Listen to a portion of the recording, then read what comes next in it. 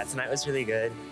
Really encouraging testimonies. Good to hear everyone going up. Just the experiences that other people had, because it just made me feel like, oh wow, like I'm not alone. Worship was so good. For me, it's really encouraging to come and see students testifying of the Lord coming through in the smallest details as well as the biggest things. Them just opening up their heart about what God has done for them. I think that has just been really impactful. God actually made a miracle happen in my life today. My balance in my student account is $0 now.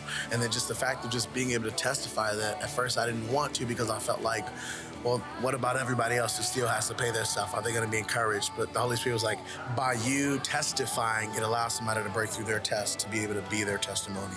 I really couldn't have been in a better place than in RenewU tonight. Lord, I pray you would help us position our hearts as we enter this new year for an outpouring of your love and refreshing.